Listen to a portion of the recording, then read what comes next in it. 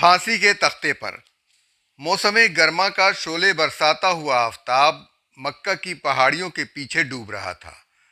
مشرقی افق پر سیاہی نمودار ہو چلی تھی۔ اونٹوں اور بھیڑ بکریوں کے گلے صحرا سے لوٹ رہے تھے۔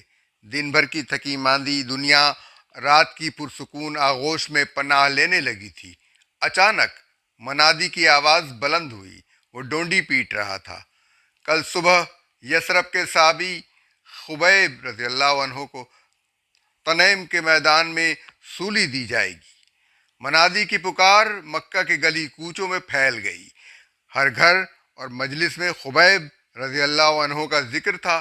خبیب رضی اللہ عنہ عدی کے بیٹے، مدینہ منورہ کے قبیلہ اوس کے فرزند، رسول اللہ صلی اللہ علیہ وسلم کے سرفروش صحابی، ایمان و اخلاص اور صبر و عزیمت کے پیکر۔ انہیں بنو لحیان کی درخواست پر رسول اللہ صلی اللہ علیہ وسلم نے اسلامی دعوت پھیلانے کے لیے بعض دوسرے اصحاب کے ساتھ بھیجا تھا، لیکن انہیں رجی کے مقام پر دھوکے سے گرفتار کر لیا گیا اور مکہ میں حارث بن عامر بن نوفل کے بیٹوں کے ہاتھ بیچ دیا تھا۔ حارث بدر کی جنگ میں خبیب رضی اللہ عنہ کے ہاتھوں مارا گیا تھا اور اب اس کے بیٹے انہیں سولی دے کر دلوں میں بھڑکتی ہوئی انتقام کی آگ بجھانا چاہتے تھے۔ اہل مکہ کے دل میں ابھی بدر کا گھاؤ ہرا تھا۔ ان کے بڑے بڑے سرخیل اور ممتاز نوجوان قتل ہو گئے تھے۔ ان کی یاد جب بھی آتی آنسو بہنے لگتے اور نال و شیون کا شور مچ جاتا۔ احد کے انتقام سے بھی یہ گھاؤ نہ بھر سکا تھا۔ منادی کی آواز سن کر ہر شخص خبیب رضی اللہ عنہ کو سولی پر تڑپتا دیکھنے کے لیے بے قرار ہو گیا۔ صبح کا اجالا پھیلتے ہی اہل مکہ تنعیم کے میدان میں جوق در جوق جمع ہونے لگے۔ مرد، عورتیں، بچے، بوڑھے اور جوان، کوئی بھی پیچھے نہ رہنا چاہتا تھا۔ میدان میں نوجوانوں کی ٹولیاں گاتی بجاتی رقص مسرت کرتی پھر رہی تھیں، اور جب پاک باز قیدی مقتل میں لایا گیا تو مجمع پر سناٹا چھا گیا۔ خبیب رضی اللہ عنہ کی شان ہی نرالی تھی۔ پیروں میں بیڑیاں، ہاتھ بندھے ہوئے، چہرے پر مسکراہٹ اور آنکھوں میں ایک عجیب دل میں کھب جانے والی نورانی چمک۔ وہ سر اٹھائے بڑی باوقار چال کے ساتھ مقتل میں پہنچے۔ سولی کا پھندا ایک درخت سے لٹکایا گیا تھا۔ خبیب رضی اللہ عنہ کی نگاہوں نے اس پھندے کو چوما اور پھر وہ ہجوم پر مرکوز ہو گئیں۔ سولی دینے والے آگے بڑھے تو ان کا چہرہ اور چمک اٹھا۔ پھر بولے، ذرا ٹھہرو، مجھے 2 رکعت نماز پڑھنے دو، میں مرنے سے پہلے اپنے پروردگار کے حضور آخری بار سجدہ ریز ہونا چاہتا ہوں۔ اجازت مل گئی، ہاتھ کھول دیے گئے۔ خبیب رضی اللہ عنہ نے قبلہ رو ہو کر 2 رکعتیں پڑھیں، سلام پھیر کر کہا، جی تو چاہتا تھا کہ دیر تک پڑھتا رہوں، مگر پھر خیال آیا کہ کہیں تم یہ نہ سمجھو کہ میں موت سے ڈر گیا ہوں۔ پھر اٹھ کھڑے ہوئے۔ قاتلوں نے ان کی مشقیں کس دیں۔ سامنے سولی گڑی تھی۔ خبیب مردانہ وار اس کی طرف بڑھے۔ ان کی زبان پر شعر جاری تھے، یہ سب کچھ اللہ کی راہ میں ہو رہا ہے، وہ چاہے تو جسم کے پارا پارا اعضاء میں بھی برکت ڈال دے۔ جب میں ایک مسلمان کی موت مر رہا ہوں تو اس بات کی کیا فکر ہے کہ میں کس پہلو پر قتل کیا جاتا ہوں۔ پھانسی کا پھندا خبیب رضی اللہ عنہ کی گردن میں ڈال دیا گیا اور وہ دار پر جھولنے لگے۔ قاتلوں کا جی اس پر بھی نہ بھرا۔ نیزے مار مار کر ان کا جسم چھلنی کر دیا گیا۔ مقتل میں سناٹا اور گہرا ہو گیا۔ خبیب رضی اللہ عنہ کسی اضطراب کے بغیر اپنے اللہ سے جا ملے۔ ان کا چہرہ قبلہ رخ تھا۔ کافروں نے بار بار پھیرنے کی کوشش کی، مگر وہ جو سب سے کٹ کر ایک اللہ کا ہو رہا تھا، اس کا رخ دوسری طرف کون پھیر سکتا تھا؟ خبیب کی موت ایک باوقار موت تھی، شہید کی موت۔ شہید مرتے نہیں، زندہ رہتے ہیں۔ وہ اسلام کے پہلے شہید تھے جنہوں نے سولی پر جان دی۔ सूली पर चढ़ने से पहले 2 रकत पढ़ने की सुन्नत जिंदे जावेद हो गई। हुजूर सल्लल्लाहु अलैहि वसल्लम को इत्तला मिली तो आपने इसे पसंद फरमाया। अब ये हमेशा के लिए दस्तूर हो गया कि कत्ल किए जाने से पहले मुसलमान मकतूल 2 रकात नमाज पढ़ लेता। इंसानियत के मकामात बुलंद। सियाह रंग, कोताह कामत और कमरू साद रजी अल्लाह अन्हो को भला कौन शख्स अपनी बेटी दे, मगर वो जितने बदसूरत और काले हैं उनका दिल नूरे ईमान से उतना ही मुनव्वर और किरदार हुस्न जमाल से मुज़य्यन है। हुजूर सल्लल्लाहु अलैहि वसल्लम की खिदमत में हाजिर होकर अर्ज करते हैं, जो लोग यहाँ मौजूद हैं और जो मौजूद नहीं, मैंने सबको शादी का पैगाम दिया, लेकिन मुझे कोई रिश्ता देने पर आमादा नहीं होता। हुजूर सल्लल्लाहु अलैहि वसल्लम फरमाते हैं, उमरो बिन वहाब के यहाँ जाओ, उनके दरवाजे पे दस्तक दो और सलाम के बाद उनसे कहो, अल्लाह के नबी सल्लल्लाहु अलैहि वसल्लम ने तुम्हारी लड़की मेरे साथ ब्याह दी। उमरो बिन वहाब कबीले सकीफ के 9 मुस्लिम हैं। दुरुस्त मिजाज, उनकी लड़की हसीनो जमील और ज़हीनो फित्तीन है। साद रज़ी अल्लाह अन्हु उनके घर जाकर दरवाज़ा खटखटाते हैं।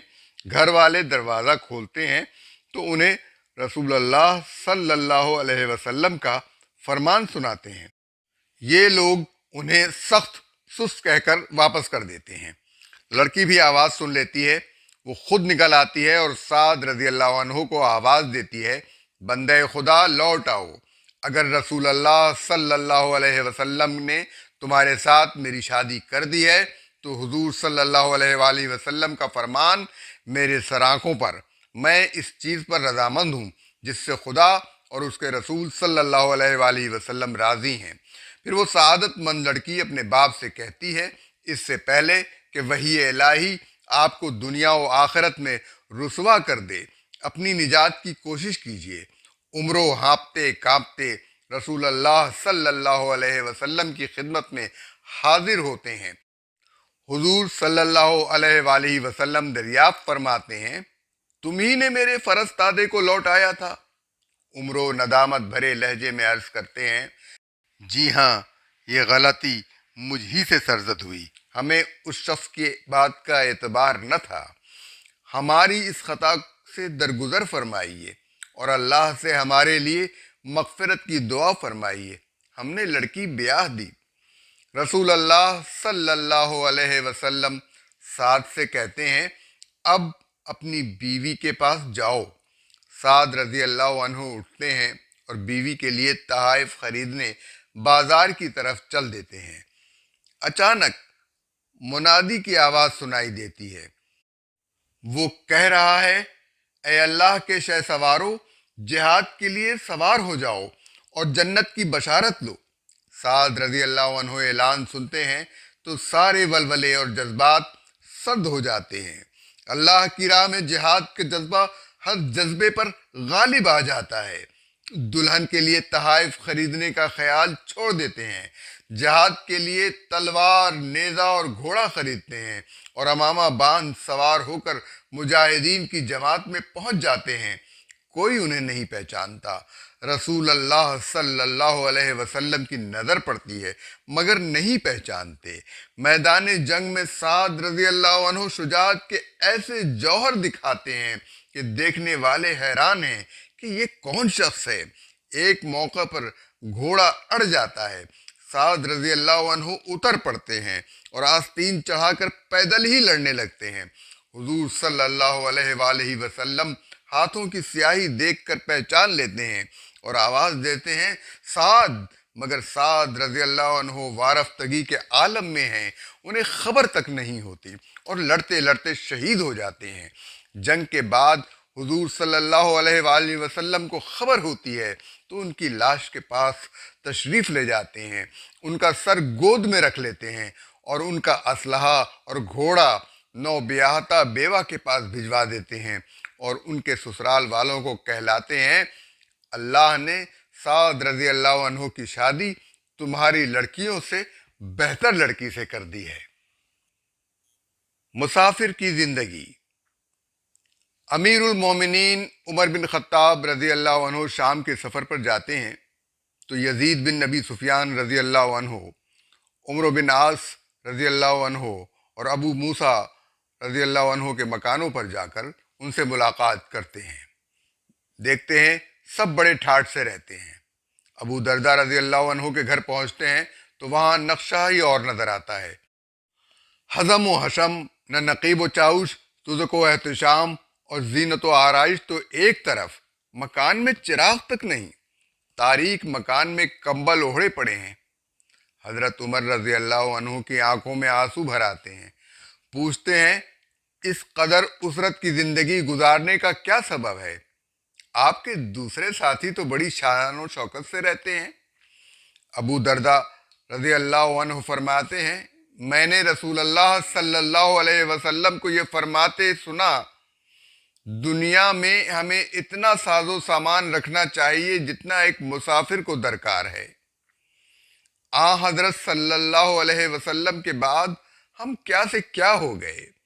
دل کی گہرائیوں سے نکلے ہوئے اس پر اثر فقرے سے دونوں ساتھیوں پر عجیب کیفیت طاری ہو جاتی ہے اور وہ روتے روتے صبح کر دیتے ہیں۔ احساس زیاں۔ معاذ رضی اللہ عنہ گورنر بن کر یمن کی طرف روانہ ہوئے تو رسول اللہ صلی اللہ علیہ وسلم نے پوچھا معاذ فیصلے کس طرح کیا کرو گے؟ قرآن مجید کے مطابق کروں گا، معاذ رضی اللہ عنہ نے جواب دیا۔ قرآن میں کوئی حکم نہ ملا تو سنت رسول صلی اللہ علیہ وسلم کو مشعل راہ بناؤں گا، سنت رسول بھی خاموش رہی تو کیا کرو گے؟ پھر میں خود اجتہاد کروں گا۔ رسول اللہ صلی اللہ علیہ وسلم نہایت مسرور ہوئے اور فرمایا اللہ کا شکر ہے کہ اس نے اپنے رسول صلی اللہ علیہ وسلم کے فرستادہ کو اس چیز کی توفیق دی جسے اس کا رسول صلی اللہ علیہ وسلم پسند کرتا ہے۔ پھر فرمایا معاذ تم پر قرض بہت ہے، اگر کوئی ہدیہ لائے تو قبول کر لینا، میں تم کو اس کی اجازت دیتا ہوں۔ رخصت کا وقت آیا تو ارشاد فرمایا اے معاذ شاید اب تم سے ملاقات نہ ہو، اب مدینے واپس آؤ گے تو میرے بجائے میری قبر کی زیارت کرو گے۔ یہ سننا تھا کہ معاذ رضی اللہ عنہ پھوٹ پھوٹ کر رونے لگے۔ حضور صلی اللہ علیہ وآلہ وسلم نے تسلی دی اور فرمایا نہ رو، رونا شیطانی حرکت ہے۔ معاذ رضی اللہ عنہ جب صوبائی دارالحکومت جند میں پہنچے تو سپیدہ صبح نمودار ہو چکا تھا۔ رسول خدا کا بھیجا ہوا گورنر اس شان سے شہر میں داخل ہوا کہ کوئی بھی اس کے جلو میں نہ تھا، نہ حزم و حشم، نہ نقیب و چاؤش اور نہ لاؤ لشکر، بس اللہ کی عظمت اور کبریائی کا ذکر ان کی زبان پر تھا۔ اللہ اکبر، اللہ اکبر۔ معاذ یمن میں 2 برس رہے۔ ابو بکر صدیق رضی اللہ عنہ کے عہد خلافت میں وہ اپنی مرضی سے واپس چلے آئے۔ معاذ رضی اللہ عنہ نے بیت المال کے روپے سے تجارت بھی کی تھی اور ہدیے بھی قبول کیے تھے۔ وہ خاصا مال و متاع لے کر مدینے آئے تھے۔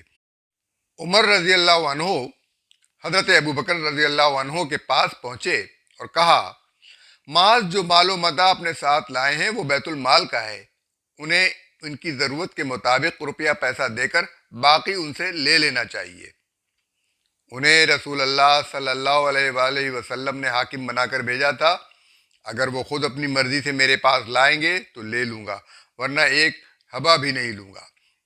ابو بکر رضی اللہ عنہ نے جواب دیا۔ عمر رضی اللہ عنہ معاذ کے پاس پہنچے اور مال واپس کرنے کا مطالبہ کیا۔ معاذ رضی اللہ عنہ نے انکار کر دیا، مجھے رسول اللہ صلی اللہ علیہ وسلم نے یمن اس لیے بھیجا تھا کہ وہاں رہ کر اپنی معاشی حالت سنوار لوں، میں ایک پیسہ بھی نہیں دوں گا۔ انہوں نے 2 ٹوک جواب دیا۔ عمر خاموش چلے آئے، مگر ان کا اب بھی یہی خیال تھا کہ معاذ نے بیت المال کے سرمایے سے ضرورت سے زیادہ فائدہ اٹھایا ہے۔ رات معاذ سوئے تو انہوں نے ایک بھیانک خواب دیکھا، ایک بہت بڑی دلدل ہے جس میں وہ پھنس گئے ہیں اور اس میں غرق ہوئے چلے جا رہے ہیں۔ اچانک عمر رضی اللہ عنہ پہنچ جاتے ہیں اور اپنا ہاتھ بڑھا کر چلاتے ہیں، معاذ میرا ہاتھ پکڑ لو، میرا ہاتھ۔ عمر ہاتھ پکڑ لیتے ہیں اور وہ انہیں کنارے پر کھینچ لاتے ہیں۔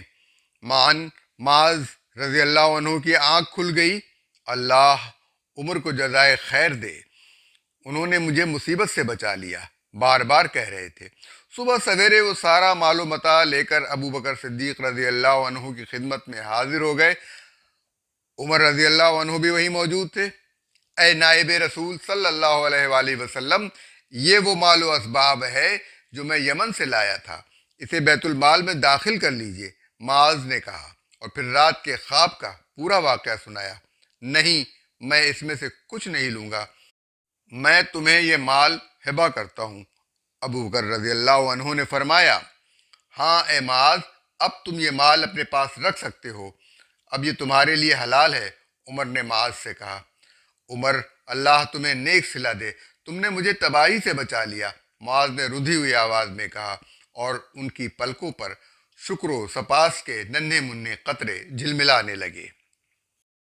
اردو آڈیو بکس.com پر آپ سن رہے ہیں آباد شاہ پوری کی کتاب اسلامی زندگی کی کہکشاں۔ آواز وجی احمد صدیقی۔ دولت دنیا سے بے نیازی۔ امیر المومنین عمر بن الخطاب نے 400 دینار اپنے غلام کو دیے اور فرمایا، جاؤ یہ ابو عبیدہ بن الجراح رضی اللہ عنہ کو دے آؤ۔ کچھ دیر ان کے یہاں ٹھہر جانا اور دیکھنا ابو عبیدہ اس رقم کا کیا کرتے ہیں۔ غلام ابو عبیدہ کے گھر گیا، وہ موجود تھے۔ غلام نے رقم دی اور کہا، امیر المومنین نے بھیجی ہے تاکہ آپ اپنی ضروریات پوری کر سکیں۔ ابو عبیدہ رضی اللہ عنہ نے رقم لے لی اور کہا، اللہ عمر پر رحم کرے اور انہیں اپنی نعمتوں سے نوازے۔ پھر اپنی لونڈی کو بلایا اور کہا، جاؤ یہ 7 دینار فلاں شخص کے ہاں دے آؤ، 5 دینار فلاں کے ہاں اور 10 فلاں کے ہاں۔ اس طرح انہوں نے سارے دینار اسی وقت تقسیم کر دیے۔ غلام نے واپس آ کر سارا قصہ حضرت عمر رضی اللہ عنہ سے بیان کیا۔ عمر رضی اللہ عنہ نے اتنے ہی دینار اور دیے اور غلام سے فرمایا، جاؤ یہ معاذ بن جبل رضی اللہ عنہ کو دے آؤ، اور ہاں دیکھنا وہ کیا کرتے ہیں۔ غلام معاذ بن جبل رضی اللہ عنہ کے ہاں پہنچا اور رقم دی اور وہی بات کہی جو ابو عبیدہ رضی اللہ عنہ سے کہی تھی۔ معاذ نے دینار لے لیے اور ابو عبیدہ کی طرح وہیں کھڑے کھڑے سب کے سب حاجت مندوں کو بھجوا دیے۔ غلام نے حضرت عمر رضی اللہ عنہ کو ساری سرگزشت سنائی۔ عمر خاموش سنتے رہے، ان کا چہرہ فرط مسرت سے چمک رہا تھا۔ سن چکے تو فرمایا، یہ لوگ ایک دوسرے کے دینی بھائی ہیں اور ایک ہی رنگ میں رنگے ہوئے ہیں۔ ایثار کے پیکر۔ مغرب کی نماز ہو چکی ہے، کچھ نمازی رخصت ہو گئے ہیں۔ رسول اللہ صلی اللہ علیہ وسلم بھی ابھی مسجد میں تشریف فرما ہیں کہ ایک شخص بارگاہ اقدس میں حاضر ہوتا ہے، پراگندہ منہ، خستہ حال، چہرے پر زندگی کی سختیوں کے نقوش، عرض کرتا ہے، یا رسول اللہ صلی اللہ علیہ وآلہ وسلم، میں مفلس اور مصیبت زدہ ہوں۔ وہ کچھ اور بھی کہنا چاہتا ہے مگر شاید زبان ساتھ نہیں دیتی۔ مسجد میں پھیلی ہوئی خاموشی اور گمبھیر ہو جاتی ہے۔ حضور صلی اللہ علیہ وآلہ وسلم چند لمحے اس کے سراپا کا جائزہ لیتے ہیں، پھر ایک شخص سے فرماتے ہیں، ہمارے ہاں جاؤ اور اس مہمان کے لیے کھانا لے آؤ۔ وہ خالی ہاتھ واپس آ جاتا ہے اور زوجہ محترمہ کا پیغام دیتا ہے، اس ذات کی قسم جس نے آپ کو حق دے کر بھیجا، میرے پاس اس وقت پانی کے سوا کچھ نہیں۔ مسافر پیغام سن کر دم بخود رہ جاتا ہے۔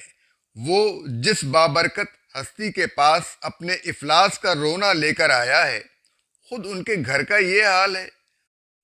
حضور پیغام سن کر دوسری زوجہ مطہرہ کے پاس بھیجتے ہیں، مگر وہاں سے بھی یہی جواب ملتا ہے، ایک ایک کر کے سب ازواج مطہرات سے پوچھواتے ہیں، لیکن سب کا جواب یہی ہے، اس ذات کی قسم جس نے آپ کو حق دے کر مبعوث فرمایا، ہمارے پاس سوائے پانی کے کچھ اور نہیں۔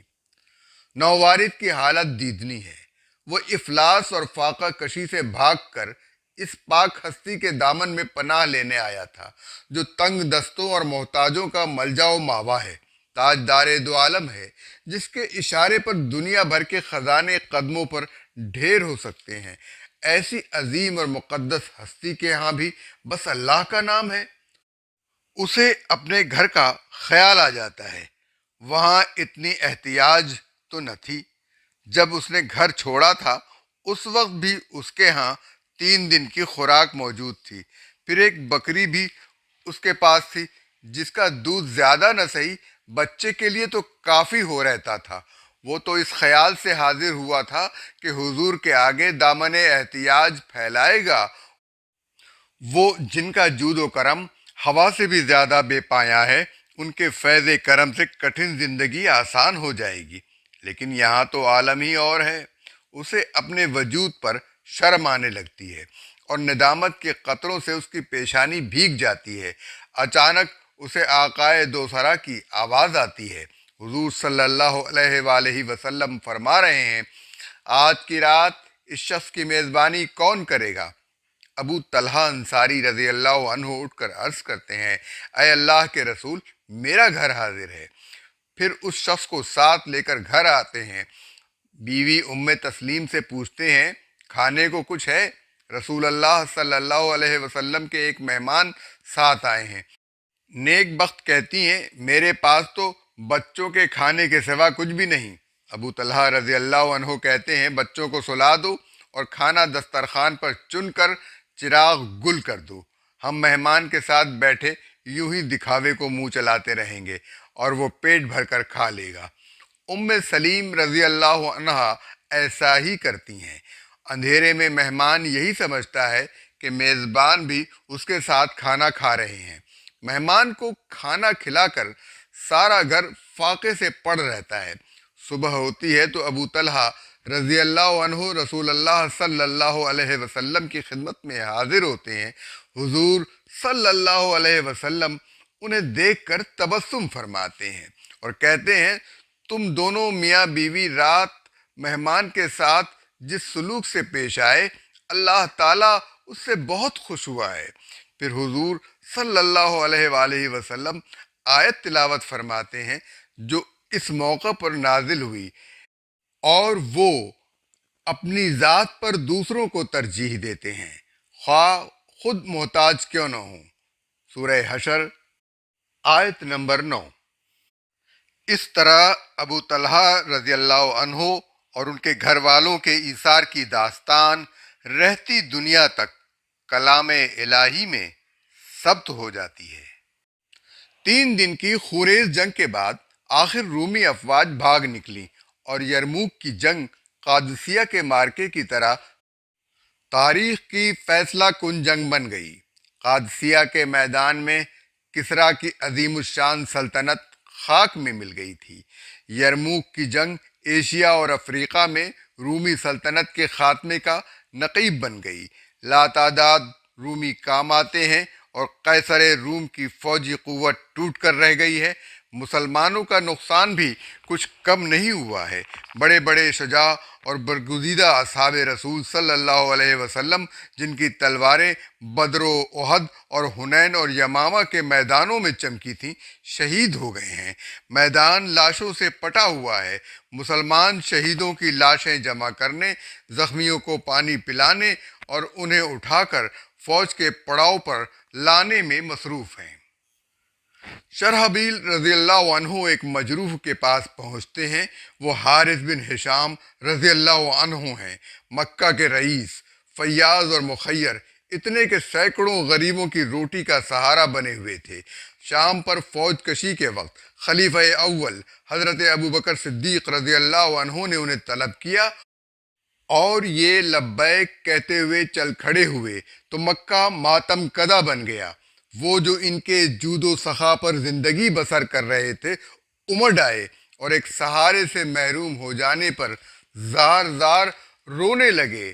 حارث بدر و احد میں کفار کے لشکر میں شامل تھے۔ فتح مکہ کے وقت مشرف اسلام ہوئے اور اب زندگی کی سعادتوں سے محرومی کی تلافی کرنے آئے ہیں۔ حارث اشارے سے پانی مانگتے ہیں۔ شرحبیل چھاگل بھر کر ان کے منہ سے لگاتے ہیں۔ قریب سے آواز آتی ہے، پانی۔ حارث فوراً منہ ہٹا لیتے ہیں اور اشارے سے کہتے ہیں، پہلے انہیں پلاؤ، وہ مجھ سے زیادہ پیاسے ہیں۔ شرحبیل دوسرے زخمی کے پاس پہنچتے ہیں، دیکھتے ہیں کہ ابو جہل کے بیٹے اکرمہ رضی اللہ عنہ زخموں سے چور پڑے ہیں۔ خون بہہ جانے سے چہرے پر زردی کھنڈی ہوئی ہے۔ یہ وہی اکرمہ ہیں جو اپنے باپ سے کچھ کم اسلام اور مسلمانوں کے دشمن نہ تھے۔ احد میں جن قریشی دستوں نے پہاڑی درے سے ہو کر مسلمانوں پر حملہ کر کے جنگ کا نقشہ پلٹ دیا تھا، ان میں سے ایک دستے کی کمان اکرمہ ہی کر رہے تھے۔ فتح مکہ کے وقت جان بچانے کے لیے بھاگ گئے اور ان کی بیوی حضور صلی اللہ علیہ وآلہ وسلم سے ان کے لیے امان لے کر انہیں واپس لائی تھیں اور حلقہ بگوش اسلام ہو گئے تھے۔ اس کے بعد جتنی جنگیں ہوئیں ان میں پیش پیش رہے تھے۔ آج کی جنگ میں بھی انہوں نے بے مثال شجاعت کا مظاہرہ کیا۔ رومی افواج کے بے پناہ دباؤ میں مسلمانوں کے قدم ڈگمگا گئے تھے۔ اکرمہ رضی اللہ عنہ نے للکار کر کہا، ہم رسول اللہ صلی اللہ علیہ وسلم کے ساتھ کتنی لڑائیاں لڑ چکے ہیں اور آج تمہارے مقابلے میں بھاگ نکلیں گے؟ پھر مسلمانوں کو آواز دی، کون موت پر بیعت کرتا ہے؟ اس آواز پر 400 مسلمان ان کے ساتھ جان دینے پر آمادہ ہو گئے، تلواروں کے نیام توڑ کر پھینک دیے اور پھر اکرمہ کی کمان میں اس پامردی سے لڑے کہ جنگ کا پانسا پلٹ گیا۔ گو ان میں سے اکثر شہید ہو گئے اور باقی زخموں سے چور چور۔ اکرمہ بھی زخمی ہیں۔ شرحبیل جھک کر چھاگل ان کے منہ کی طرف بڑھاتے ہیں۔ ذرا فاصلے سے کراہنے کی آواز آتی ہے اور پھر کوئی ڈوبتے ہوئے لہجے میں کہتا ہے، پانی۔ اکرمہ رضی اللہ عنہ شرحبیل سے کہتے ہیں، پہلے انہیں پلاؤ۔ وہ تیسرے زخمی کی طرف بڑھتے ہیں، وہ سہیل بن عمرو جنہوں نے حدیبیہ کے مقام پر کافروں کی طرف سے معاہدے کی شرائط طے کی تھیں اور معاہدہ حدیبیہ پر دستخط کیے تھے۔ مسلمانوں کے جانی دشمن شب و روز اسلام کی بے کنی میں سرگرم رہتے، عام مجمعوں میں اسلام کے خلاف تقریریں کرتے اور رسول اللہ صلی اللہ علیہ وسلم کے خلاف زہر اگلتے۔ حضرت عمر بن خطاب کے لیے سہیل کا رویہ ناقابل برداشت ہو گیا۔ حضور صلی اللہ علیہ وآلہ وسلم سے اجازت طلب کی کہ ارشاد ہو تو اس دشمن خدا و رسول کے اگلے 2 دانت توڑ ڈالوں تاکہ آپ کے خلاف زہر چکانی نہ کر سکے، لیکن رحمت عالم صلی اللہ علیہ وسلم نے جواب دیا، جانے دو، ممکن ہے کبھی وہ خوش بھی کر دیں۔ سہیل اسلام کے خلاف ہر جنگ میں صف اول میں رہے، بدر میں گرفتار بھی ہوئے۔ ان کے 2 صاحبزادے عبداللہ اور ابو جندل مسلمان ہو گئے تو ان پر طرح طرح کے مظالم ڈھائے۔ عبداللہ تو ہجرت کر کے حبشہ چلے گئے، مگر ابو جندل صلح حدیبیہ کے بعد تک باپ کی سختیاں جھیلتے رہے۔ جس وقت معاہدہ حدیبیہ لکھا جا رہا تھا، ابو جندل کسی طرح بھاگ کر آ گئے۔ ان کے پاؤں میں بیڑیاں تھیں اور پشت زخموں سے داغ داغ۔ فتح مکہ کے بعد ابو جندل کی سفارش پر رسول اللہ صلی اللہ علیہ وسلم نے ان کی خطائیں معاف کر دی اور سہیل ایسے سچے مسلمان ہوئے کہ پھر زمانے کا کوئی اتار چڑھاؤ انہیں ڈگمگا نہ سکا۔ وہی سہیل یرموک کے میدان میں اپنے خون میں نہائے پڑے ہیں۔ شرحبیل تیز تیز قدم اٹھا کر ان کے پاس پہنچتے ہیں۔ پانی کی چھاگل ان کے منہ سے لگا نہیں پاتے کہ وہ دم توڑ دیتے ہیں۔ شرحبیل جلدی جلدی اکرمہ کے پاس آتے ہیں، لیکن ان کی روح بھی پرواز کر چکی ہے۔ اب وہ تیزی سے حارث کی طرف بڑھتے ہیں، لیکن وہ بھی اپنے اللہ سے جا ملے ہیں۔ اس طرح تینوں اصحاب رسول صلی اللہ علیہ وآلہ وسلم تشنکام حوض کوثر پر پہنچ جاتے ہیں، لیکن ان میں سے کوئی اپنے دوسرے پیاسے بھائی سے پہلے پانی کا ایک قطرہ حلق میں ڈالنا پسند نہیں کرتا، ایسے عالم میں کہ جسم کا رواں رواں موت کے چنگل میں ہو۔ ایثار کا یہ مظاہرہ وہی لوگ کر سکتے ہیں جن کے دلوں میں ایمان رچ بس گیا ہو۔ وَيَوْصُرُونَ عَلَىٰ أَنفُسِهِمْ لَوْ كَانَ بِهِمْ خَصَاصَةٌ کا ایک اور عظیم نقش تاریخ کے اوراق میں ثبت ہو جاتا ہے۔ آپ urduaudiobooks.com پر مشہور مصنف آباد شاہ پوری کی کتاب اسلامی زندگی کی کہکشاں سن رہے ہیں۔ آواز وجی احمد صدیقی۔ اسلام میں قانونی مساوات۔ بیت الحرام اللہ کا پاک اور محترم گھر عرب کے گوشے گوشے سے آئے ہوئے زائرین سے بھرا ہوا ہے۔ لبیک اللہم لبیک لا شریک لک لبیک کی پکار ہر زبان پر ہے۔ غلام اپنے آقا کو پکار رہے ہیں۔ ان کی پکار میں واہلیت بھی ہے اور عجز و انکسار بھی۔ ایک بہت بڑی جماعت طواف کعبہ میں مصروف ہے۔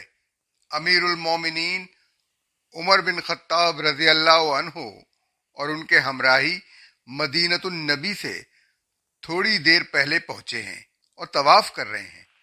مدینے کے قافلے میں عراق و شام کے 9 مسلم سردار بھی ہیں۔ امیر المومنین کی معیت میں طواف کی سعادت سے بہرہور ہونے کے خیال سے مسجد الحرام میں موجود مسلمانوں کی ایک بڑی تعداد بھی ان کے ساتھ شریک ہو گئی ہے۔ عجیب سما ہے۔ لبیک لبیک کی دلگداز صداؤں سے فضا گونج رہی ہے۔ امیر، غریب، بادشاہ اور رعایا سب یکساں لباس زیب تن کیے اللہ کے دربار میں حاضر ہیں۔ سب کی زبان پر ایک کلمہ ہے۔ تلبیح کی اس مقدس فضا میں ناگہاں ایک کرخت آواز گونجتی ہے۔ تڑاخ! طواف کرنے والے رک گئے ہیں۔ لبیک اللہم لبیک کی صدائیں دھیمی پڑ گئی ہیں۔ متجسس نگاہیں دیکھتی ہیں ایک بدو سفید احرام پہنے کھڑا ہے۔ اس کی ناک کا بانسا ٹیڑھا ہو گیا ہے اور خون بہہ رہا ہے۔ بدو کے قریب ہی ایک وجیح و شکیل عرب اول فول بک رہا ہے۔ اس کا چہرہ غصے سے سرخ ہے اور وہ غضب آلود نگاہوں سے بدو کو گھور رہا ہے۔ اللہ نے جس مقدس گھر کو جائے امن قرار دیا، جہاں پہنچ کر ہر شخص اپنے آپ کو محفوظ اور مامون سمجھتا ہے، جس کے احترام میں بڑے بڑے خود سر اور متمرد اپنی گردن خم کر دیتے ہیں، اس مقدس مقام پر یہ ظلم بات کیا ہے؟ لوگ بدو سے پوچھتے ہیں۔ اس شخص کا تہبند زمین پر گھسٹ رہا تھا۔ پیچھے سے انسانوں کا ریلا جو آیا تو میرا پاؤں اس پر جا پڑا اور اس نے مجھے تھپڑ دے مارا۔ بدو خون پوچھتے ہوئے جواب دیتا ہے۔ ظلم ہے، ظلم! ایک شخص پکار اٹھتا ہے۔ بھیڑ بھاڑ میں ایسا ہو ہی جاتا ہے، آپ کو درگزر سے کام لینا چاہیے تھا۔ دوسرا اس وجیح عرب سے نرمی سے کہتا ہے۔ آپ ہیں کون صاحب؟ قصور آپ کا اپنا تھا، ایک مسلمان بھائی کو لہو لہان کر دیا۔ تیسرا تند و تیز لہجے میں سرزنش کرتا ہے۔ میں جبلہ ہوں، غسان کا بادشاہ۔ اگر حدود حرم میں نہ ہوتا تو اس گستاخ کی گردن مار دیتا۔ وہ نفرت بھری نگاہوں سے بدو کو دیکھتا اور پوچھنے والے کو بڑے تکبر سے جواب دیتا ہے۔ شاہ غسان جبلہ بن ایہم انصار کا ہمجد تھا، حوران اور بلقا کا تاجدار۔ چند ماہ پہلے وہ مدینۃ النبی میں حضرت عمر رضی اللہ عنہ کی خدمت میں حاضر ہو کر مسلمان ہو گیا تھا۔ مسلمانوں میں اس کی آمد کی خبر سن کر مسرت و انبساط کی لہر دوڑ گئی تھی۔ جبلہ بڑے جاہ و حشم اور تمکنت کے ساتھ سینکڑوں خدام اور مصاحبین اپنے جلو میں لیے مدینے آیا۔ اس روز شہر کے بچے، بوڑھے اور جوان سب جلوس کا نظارہ دیکھنے نکل کھڑے ہوئے۔ خواتین بھی اپنے گھروں کی چھتوں پر امڑ آئیں۔ مسلمانوں کی یہ مسرت فطری تھی۔ جبلہ اسلام اور مسلمانوں کا سخت دشمن تھا۔ رسول اللہ صلی اللہ علیہ وآلہ وسلم کے زمانے میں کئی بار خبر اڑی کہ جبلہ بھاری فوج لیے مدینے پر حملہ کرنے آ رہا ہے۔ رسول اللہ صلی اللہ علیہ وآلہ وسلم ایسی ہی خبر سن کر ایک مرتبہ سخت گرمی اور قحط کے زمانے میں تبوک تشریف لے گئے تھے تاکہ دشمن کو سرحد ہی پر روک دیا جائے۔ بعد ازاں حضور صلی اللہ علیہ وآلہ وسلم نے زید بن حارثہ رضی اللہ عنہ کی قیادت میں بھی ایک فوج روانہ کی، چنانچہ موتا کے مقام پر غسانیوں سے زبردست جنگ ہوئی تھی، جس میں مسلمانوں کے 3 سپہ سالار کام آئے تھے اور خالد بن ولید بڑی مشکل سے مسلمان فوج کو تباہی کے منہ سے نکال کر لائے۔ وہی جبلہ سر تسلیم خم کیے اب مدینے آ رہا تھا۔ اہل مدینہ نے اس کا شایان شان استقبال کیا اور سراخوں پر بٹھایا۔ اب وہ امیر المومنین کے ساتھ حج کرنے آیا تھا۔ اس نے اسلام کے آگے اپنا سر تو جھکا دیا تھا، مگر ابھی اس سر سے بادشاہی کی خوبو اور نخوت نہیں گئی تھی۔ اسی نخوت کے ہاتھوں ایک مسلمان بیت الحرام کے اندر لہو لہان کھڑا تھا۔ بدو جو قبیلہ فزارہ کا آدمی تھا، خون آلود احرام کے ساتھ امیر المومنین رضی اللہ عنہ کی خدمت میں حاضر ہوا۔ امیر المومنین نے جبلہ کو بلایا، فریقین کا بیان سنا، پھر فرمایا جبلہ زیادتی تمہاری ہے، اب یا تو اس فزاری کو راضی کرو یا قصاص دو۔ جبلہ کے چہرے کا رنگ اڑ گیا، وہ تھوڑی دیر خاموش رہا، پھر بولا امیر المومنین مجھے آپ سے یہ توقع نہ تھی۔ کیا آپ ایک فرومایہ شخص کے بدلے میں مجھ سے قصاص لیں گے؟ میں ایک بادشاہ ہوں اور وہ رعایا کا ایک عام فرد۔ اسلام نے بلند و پست سب برابر کر دیے ہیں۔ اسلامی قانون کی نظر میں بادشاہ اور رعایا سب ایک ہیں۔